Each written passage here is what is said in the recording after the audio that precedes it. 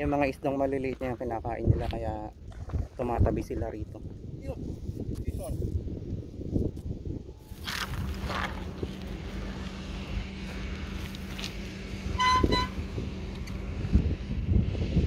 So yun mga master, andito na tayo sa spot, sa fishing spot natin. Subukan natin maghagis, baka makadali.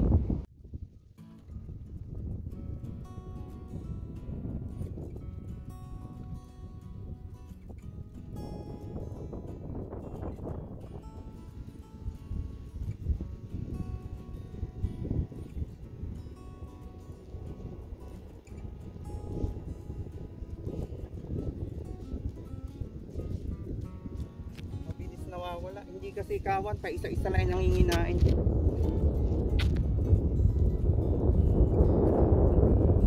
Hirap tsambahan. Pero natadala rin ko sa market na mahagisan. Mahirap dito, hindi pwedeng kailangan mo pumwesto doon sa walang lubid. Pag hinagis mo ng pahalang sa lubid, makahuli ka man, sasabit. So wait tayo doon sa paayon. Pag may pumutok na paayon doon sa lubid, karpas sa na hindi sasabit. Mga master, kung nakikita nyo, yung mga isdang maliliit na yung kinakain nila, kaya tumatabi sila rito. Yung may tumalon ng isa ron.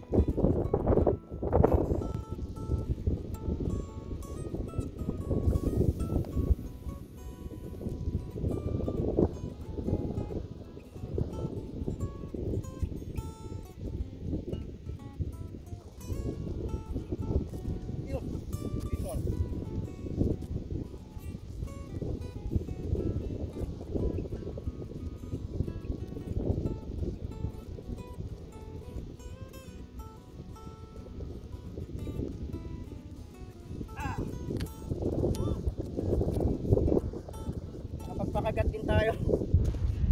Malaki-laking tulingan. Thank you po, first catch natin. Kanina pa paputok-putok itong mga to. Ngayon lang kumagat. Mga busog siguro at marami pagkain. Thank you. Naset up nga pala natin mga master ito. Yung sea night natin na fishing rod na 2.1 meter. Saka nilagyan ko ng ginamit ko ng Royal Legend casking, loaded with casking mega 18. Saka as usual, ang lure natin itong hair clip lure. Yan, nakatali na tayo ng isang malaking tulingan. So sana madagdagan pa. Yun mga master, sumilong muna tayo at mainit. Wala na rin yung nagkakawan na paunti-unti kanina. Yun ang mahirap pag pag marami pagkain dito sa gilid. Ang hirap nilang pakagatin, masaselan. Buti nakachamba tayo ng may isang kumagat na medyo malaking tulingan. So goods na, nakaisa tayo. Pero meron pa yan. Sumilong lang ako at tumigil na rin yung patalon-talon kanina. Saka makapagmerienda muna. Nandito ako sa ilalim nitong kamarote bang tawag ito. Dito sa bahay ng barko.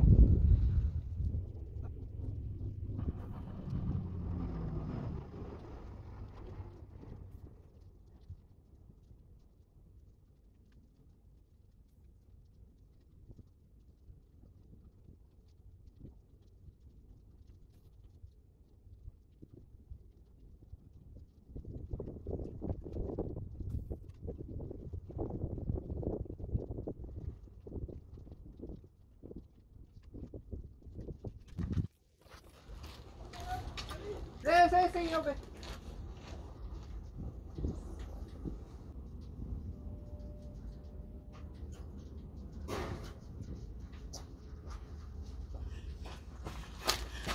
Mga second catch tayo mga master. Dito sa banda rito na nagpahuli. Nagkawan bigla. Malayo tong kamera natin. Ito second catch. Dito tayo magapang.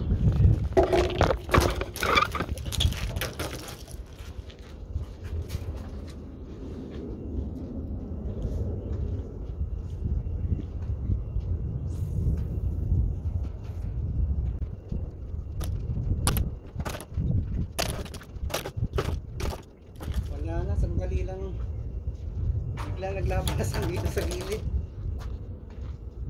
Pero lalabas pa yan kasi kapait. Madadagdagan pa yan.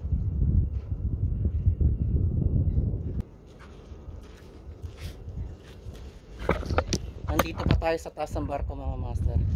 Yan tayo usually pumupwesto dyan sa may bike. Eh dahil mainit kanina at saka wala namang nagpapakita pa, walang kumakagat. Sumilong muna tayo dito dyan. Yan sa ilalim.